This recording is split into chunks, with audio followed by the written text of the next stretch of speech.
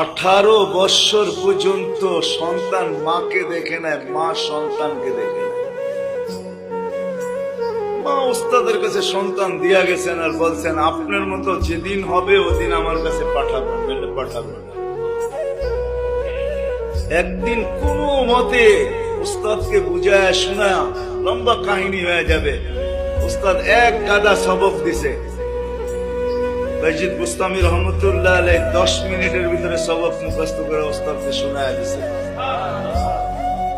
জিজ্ঞেস করছে বেটা শুনাইলা মুখস্থ করলা তো করলা কি কইরা? বলে আমি তো করি নাই, যে করার সে কইরা দিছে। আমি তো পৃষ্ঠা উল্টাইছি। কেন উঠাই দোয়া করছে, আল্লাহ বাপ তো নাই, বাপ ছিলেন না, ওনার বাবা ছিলেন না। যে আল্লাহ মাকে অনেকদিন দেখি না, ওস্তাদকে রাজি করছি যদি এই সবক শুনাইতে পারি তাহলে আমাকে ছুটি দিবে, মাকে দেখবো। ও মালিক মাকে দেখাও তো ইবাদত, মুস্কি হাসি দিলেও বলে মার মুখের উপরে তুমি কবুল হজের সওয়াব দিবে। বিদায় আমি বাইজিদ মাকে দেখতে চাই, সবকটা ইয়াদ করায় দাও না। চোখের পানি ছেড়া দিয়া দোয়া করে পৃষ্ঠা উল্টাইছে, সবক ইয়াদ হয়ে গেছে। বাড়িতে গেছে, মা দরজা করে নাই, বলছে আমার বাইজিদ আসতে পারে না, তুমি বুয়া বাইজিদ, বিদায় দরজা খুলবো না, ফিরত যাও। তো ফিরা এসা ওস্তাদের কাছে আসছেন।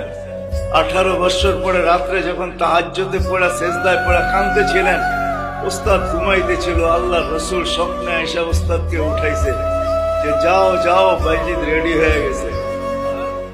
আমার পক্ষ থেকে তোমার পক্ষ থেকে বাইজিদকে পাগড়ি পড়ায় দাও, বাইজিদের বেলায়েতের দরজা তায়েব হয়ে গেছে, যা বলো মার সাথে দেখা করে কাজ শুরু করো।